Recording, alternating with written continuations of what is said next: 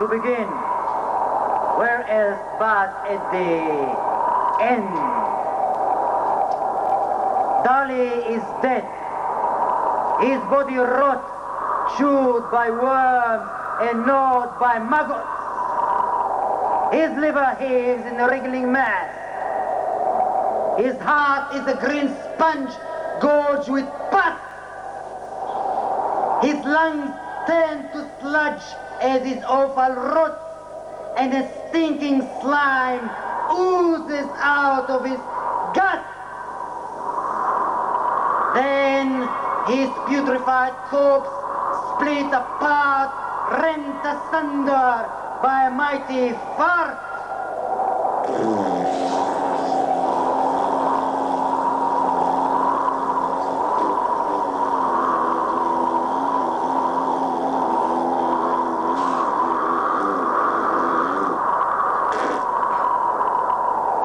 Dali is dead.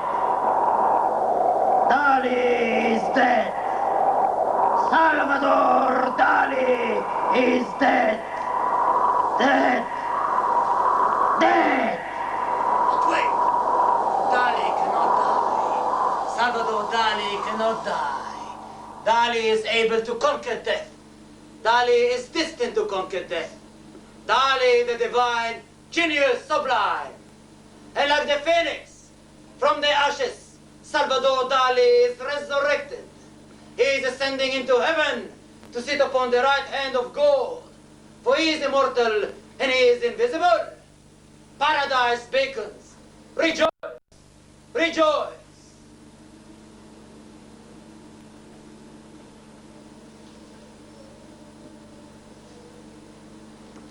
Dali has not died. He is deified. Beneath the celestial canopy, he lies like a saint in antiquity, enshrined throughout eternity, enthroned in heavenly hierarchy. Dali the divine has conquered death. He lives. He moves. He has his being. He is reborn. He comes to life. Lo, the living legend comes to life. Dios míos. An audience with me is a privilege indeed. This contraption is my thinking machine, and it will dictate the sequences of events. Each of the numbers in the back of the chair corresponds to one of my favorite subjects. 8 numbers in all, 8 subjects. In a moment, I shall ask you to shout out a number. You and the audience, normally so timid and powerless, will thus dictate the orders of events. A small privilege which you may appreciate, especially as the evening wears on. Pick a number, any number. 13. 13. 13, 13, 13. Childhood. Childhood, childhood. I remember childhood. This little Proustian corpse. I have no time for children. Although it is undoubtable fact that I was once a child myself. And what a child, my dears. Quel monster. A proper little demon. When I was 6, I wanted to be a cook at 7 Napoleon. And my ambition has been growing steadily ever since. My mother and father worshipped and adored me, and I was absolute the monarch of the house. And I ruled the roost like the tyrant I was. I wet my bed until I was 8, just for the hell of it, and defecated in drawers and cupboards until my fond and doting parents became afraid to open them. In short, I stopped at nothing to demonstrate the pure irrationality of my will. One day, age 5, I was walking in the countryside with a little boy, much smaller and weaker than I. He had very blonde curly hair, sweet. As we reached to a bridge which had no railings, suddenly I was seized with an uncontrollable urge to push him off. So I did, whoosh, and over he went, crashed, just like that. Throughout the afternoon, a blood-stained basin was brought down from the room where the little child lay. He had a badly injured head and was going to stay in bed for at least a week.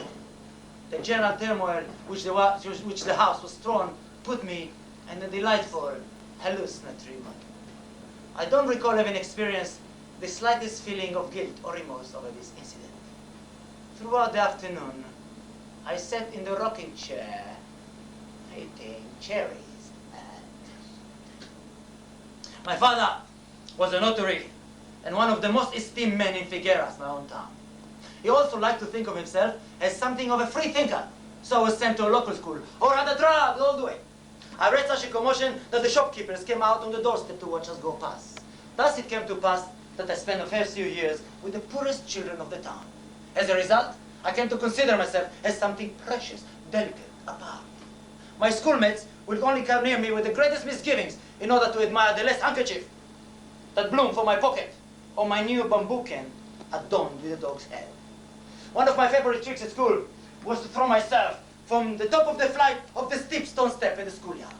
I would wait, of course, until a large crowd would gather, and then, to complete astonishment of all concerned, I would hurl myself over the edge to the delirious joy and rapture. The expression on their stupefied faces afforded me was far, far greater than any pain resulting from the most exhilarating fall. But yet I always adored heights. Such a vertiginous intoxication.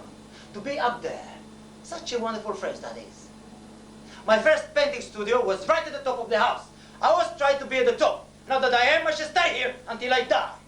High is monarchy, architecture, the angels. Low is chaos, the mess, the child. I've always been a snob. Parties are given for the benefit of those who are not invited. But I digress. Where was I? Oh yes, childhood and my parents. My mother was a perfect saint. When she died, I wept for a week. Just the thought of her brought tears to my eyes. My father affected me profoundly. I was the apple of his eye. To me, the legend of William Tell is a story of incestuous mutilation. The father is willing to sacrifice his son, huh? He is a hero indeed, who has overcome the authority of his father. I quote from Sigmund Freud.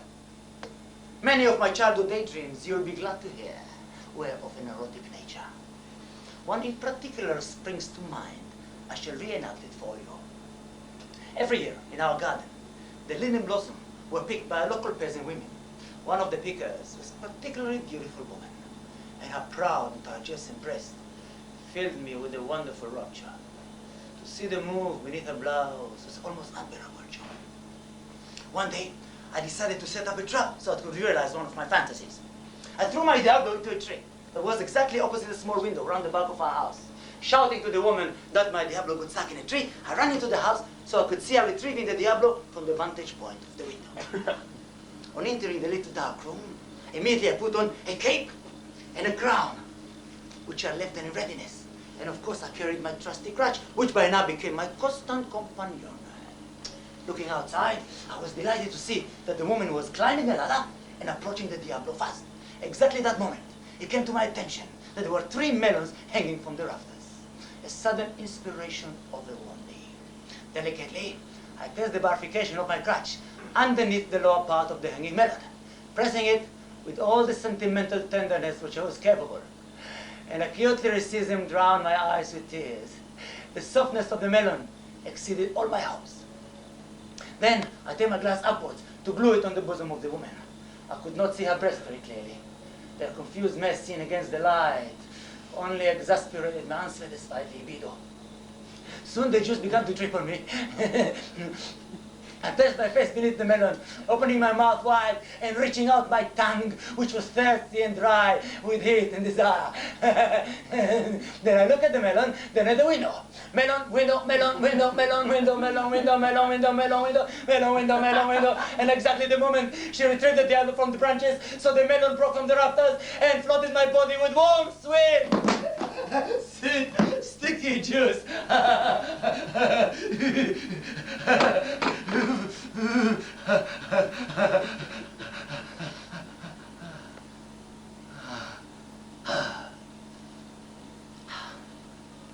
I lay still for some moments, limp and exhausted. I've just experienced what I can only describe as my first mental orgasm. Where was I? Ah yes, childhood. I've always adhered to the philosophy of the anti-Faust, by which I mean I always adored the noble prestige of old people. When I was young, I wanted to grow old immediately. Childhood. I remember childhood. Thus spake Salvador.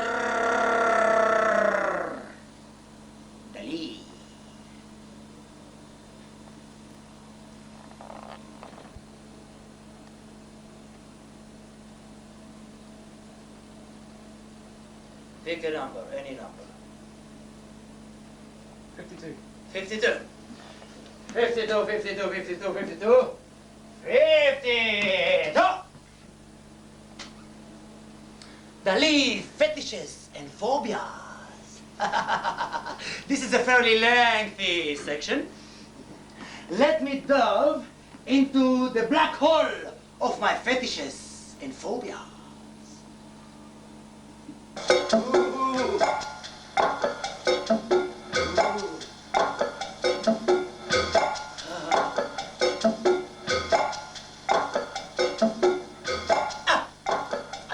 Something small and simple.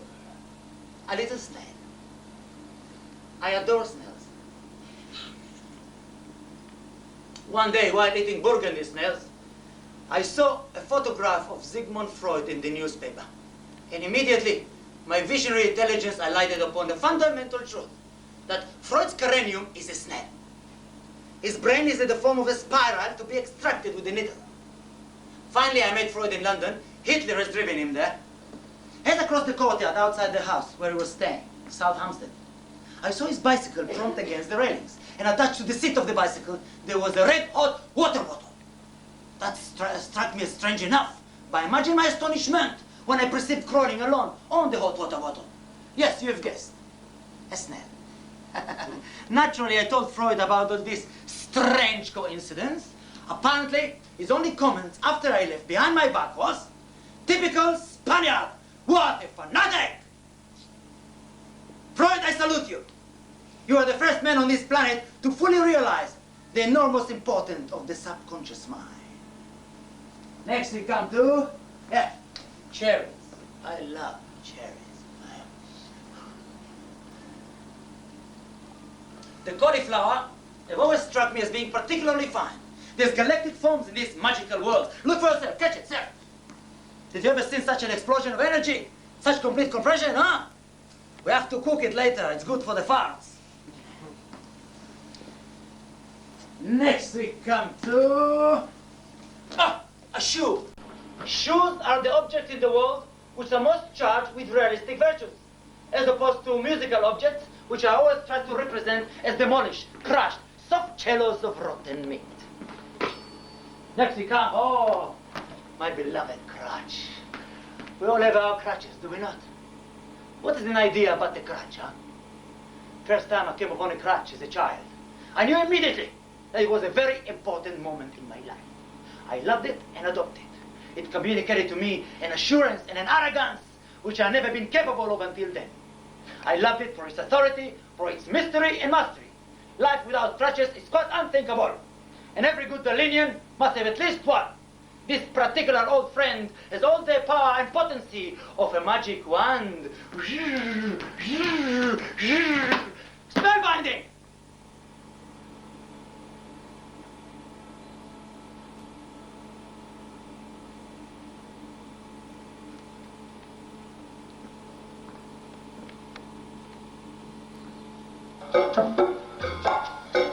Oh my God! Oh! Not that! Not that! Slobbery, loathsome, horror, nightmare, and hallucinating folly of Salvador Dali's life. Crooked of pure fear. How repugnant, yeah. When its capacity for suffering reaches breaking point, it swings itself high. Its paralyzing lips are reflecting in the starts of terror that shakes my whole being to its very depths. I refer, of course, to the grasshopper. How I hate his shiny body, yeah. Once my cousin crushed a large grasshopper on my neck. It's still half destroyed between my shirt collar and my flesh, bent in yellow and lots of fluid, yeah. And as he twitches his hateful life away, bent in yellow juice, I was sure it's gonna die of terror, but enough, I'll make myself vomit.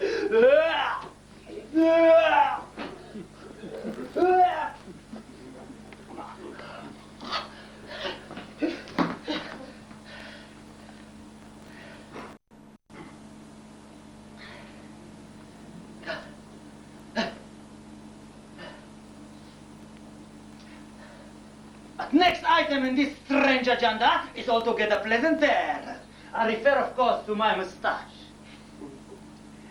I was determined from the outset that my mustache would not be depressing, catastrophic, or burdened. Beware the troopers. They bear bad tidings.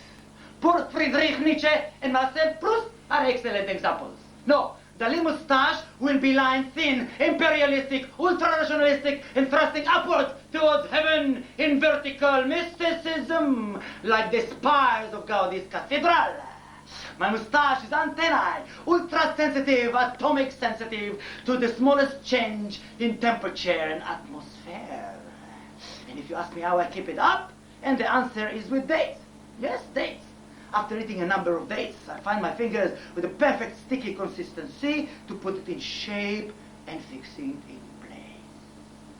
Amen.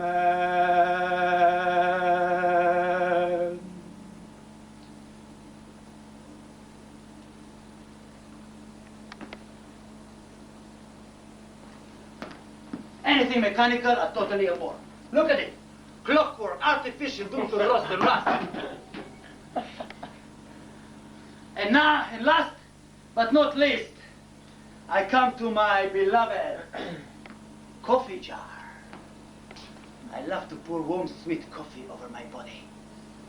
Thus, its progress down my sticky, progress down my torso, affords me with the greatest possible pleasure. And as it dries, it leaves behind an extremely agreeable moisture, with many drying and hardening tributaries, take me to the very brink of ecstasy.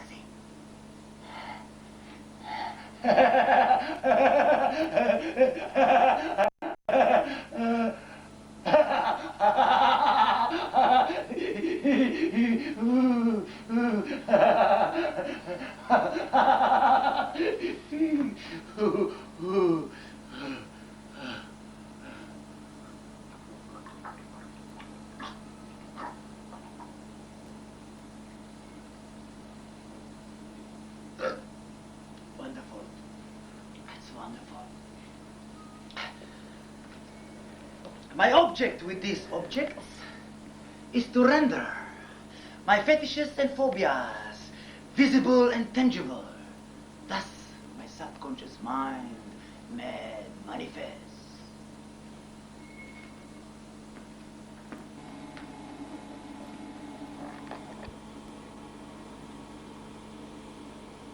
Pick a number, any number.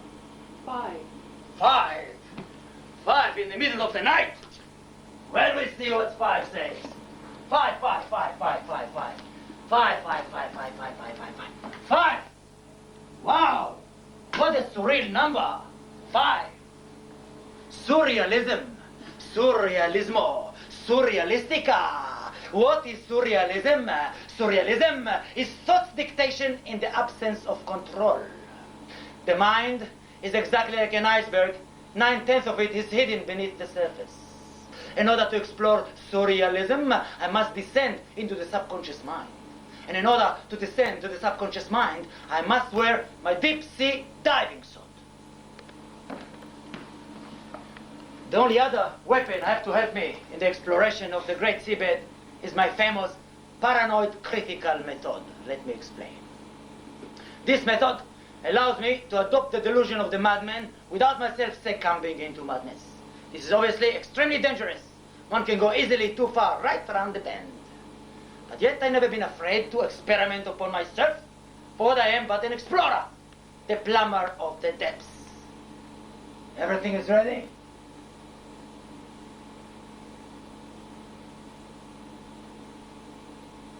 Now I'm prepared for the great underwater unknown.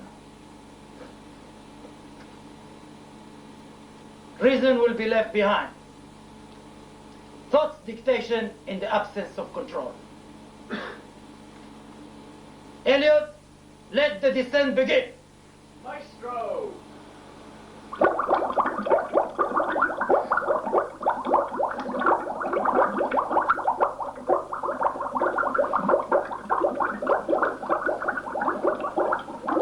Still on the surface.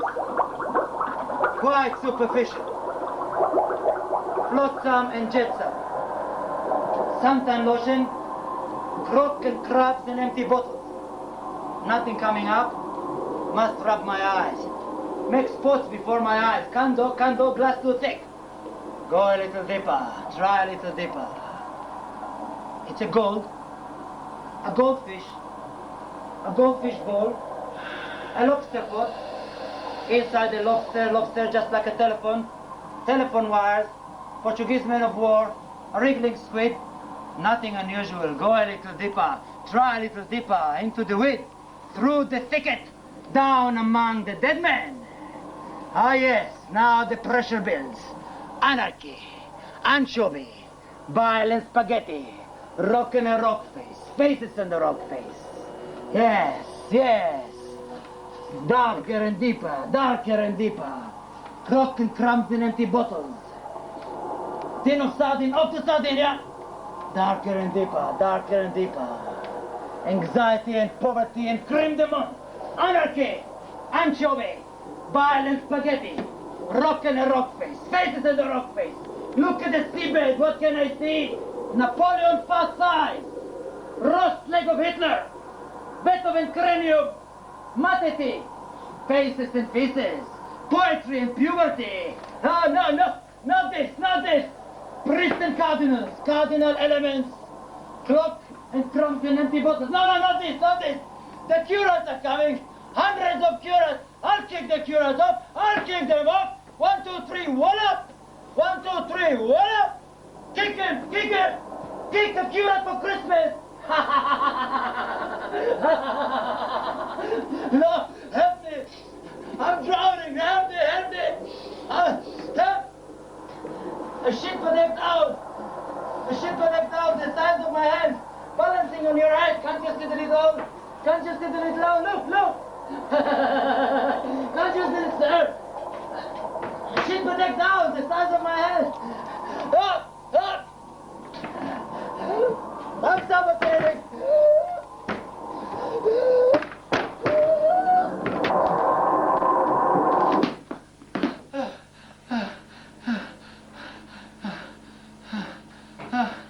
Gala! Give me back my soul, Gala! Gala. Ah, Gala. All my life, I've been haunted by one chimerical image of a perfect female beauty. That perfect image was finally made manifest by the divine form of Gala. My Gradilia, my Galachka, my Gala. Gala adopted me. She took unto herself to be my protectress, my divine mother, my queen.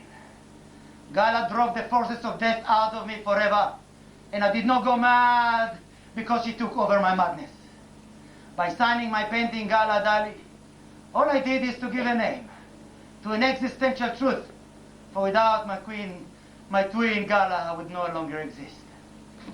Gala is composed of those fleeting attitudes, of those 9 symphony-like facial expressions, which reflecting the architectonic contours of a perfect soul, become crystallized in the very shoreline of the flesh, and the skin surface, and the sea foam of the hierarchies of our own life, which have been classified, clarified by the very delicate breezes of the sentiments, harden, are organized, and become architecture in bone and flesh. I can measure exactly the skin columns of our pride, the tender and stubborn banisters of our childhood, and the divine stairways of a smile. All I have to do is to touch the beauty spot on Gala's left earlobe, to be carried away by a flying carpet of an overwhelming love. This wonderful spot is the proton of my beloved everlasting energy, the sun of our heart, the geometrical locus of our passion for each other, the very point at which any contradiction between our two beings ceases to be. All I have to do is to rub it with my fingers, to be flooded with love and strength in my own destiny. Gala, my divine treasure, my tender queen, you are my weight in gold. Thus spake Salvador Dali.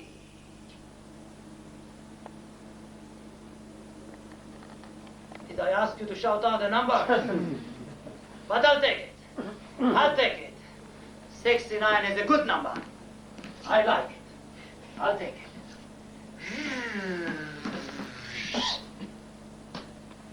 My Spanish Inquisition.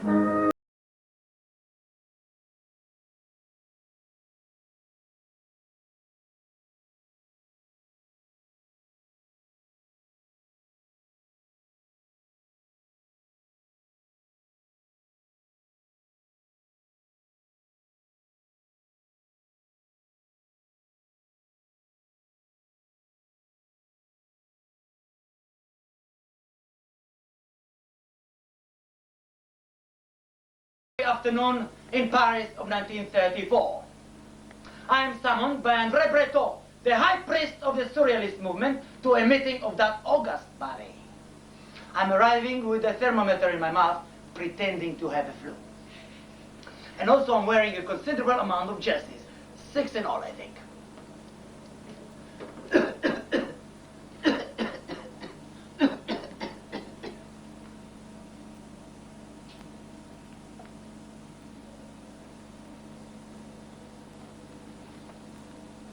Entering the room, it soon becomes apparent that this is nothing less than a trial, an inquisition, and the charges are as follows. Firstly, that I'm a caprophagic. This is because of the shit stains on my notorious painting, The Lugubrious Game. Smear tactique was my retort, but more of that anon. The second and most serious charge is that I'm an admirer of Hitler. How can I admire anyone with a short one as long as I have a big one? But as the discussion became more and more heated, so my jerseys become fewer and fewer. They talk of misery, I talked of mystery. They talk of collectivism, I defend hierarchy. So I'm checking my temperature and removing my outer layer. They talk of involvement, I cancel detachment. They press for commitment, so I tell them straight. Commitment to an artist is what the trick is to a whore. Degradation of himself in order to be able to rationalize what he is doing, make him socially useful. But that stops them on the tracks. So I'm checking my temperature and removing my outer layer. Then this is little Puritan Breton talks about money. What else? He coined that witty anagram of my name, Avida dollars. Well, I'm not going to let him go away with that, no fear. So I'm saying the Surrealists pretend to scorn money because they're unable to make it. So I'm checking my temperature and removing my final outer layer. Why am I so infatuated with Hitler, they want to know. Because of the chubby flesh, I reply. Expand, they say, expound. Are you a supporter of Hitler, Mr. Dali? Well, my obsession is purely paranoid and totally apolitical. I'm fascinated by Hitler's soft round back, always so tightly encased in its uniform. Every time I start painting the leather strap that runs from his belt across the opposite shoulder, the softness of the Hitlerian flesh squeezed into the military tunic take me to the very brink of ecstasy. This is simultaneously gustatory, milky, nutritive, and Wagnerian. All natural, all Breton, who is not amused. So I'm checking my temperature and removing my outer layer. Anyway, if Hitler conquers Europe, I'll be one of the first to go to the war as the general. But would I fight against him, they persist. My attitude to wars is the same as my attitude to children fighting in the street, to be avoided at all costs. I cannot imagine a world without wars. Wars are caused by planetary motion, totally beyond the control of man. But have you no pity, no compassion? Compassion is for filles de joie, for prostitutes. Total confusion reigns, so I'm checking my temperature and removing my final layer. Now, naked to the waist, I'm throwing myself at Breton's feet, whimpering, sobbing, and begging forgiveness in somehow histrionic fashion. André, André, André, je m'excuse, je excuse-moi, papa André, excuse-moi.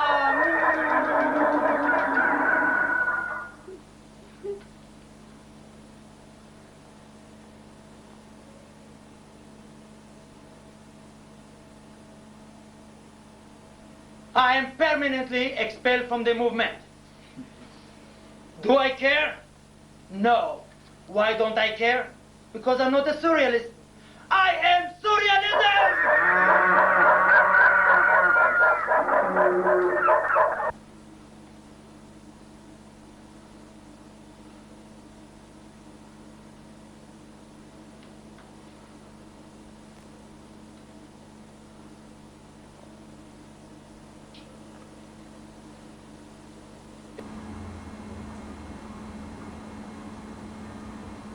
Pick a number.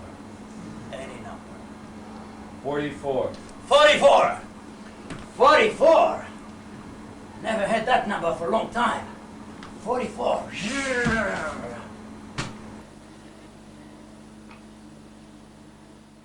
Orifices. Orifices. Orifices, orifices, orifices, orifices. Such a smooth and pleasurable word. Orifices. Such an edifying and succulent mouthful. Orifices. Every day I go to the orifice. In and one end and out the other. So elementary, this elementary canal. This golden cord, from mouth to anus and from stamen to sternum. Let us start from the entrance. Most philosophical organ man possesses is his jaws. His all awareness of reality coming through his jaws. Chewing and swallowing, swallowing and chewing. For spirit is visceral, and what is eating but affirmation of life. Beauty should be edible or not at all, and art should be always good enough to eat. The soft bacon of my self-portraits and the pork chop of my beloved shoulder blades is the veritable gastronomic garden of the life. The public hungry for ideas, I say, feed them food for thought. When I was young, when I was a kid, it was a sin for me to eat food of any kind in the kitchen. Is it any wonder it became kind of paradise? Great sweating women with hair like horses' manes, scattered grapes, crushed garlic, assorted sugared almonds, licorice and jelly bonbons. But I like nothing better in the world than to crack the skulls of tiny bears between my teeth. Small bears are like small shellfish. They wear the armor, so to speak, flush with the skins on the outside. Skulls and shells to crack and crunch. I love the sublime viscosity of a fish eye. I adore the spermatozoal marrow of a bone or the soft and swampy opulence of an oyster. And a camembert, precisely, because when it's ripe and beginning to run, it resembles and assumes exactly the shape of my famous soft watches. By high wood cook, cooked in brandy, and served in its own excrement,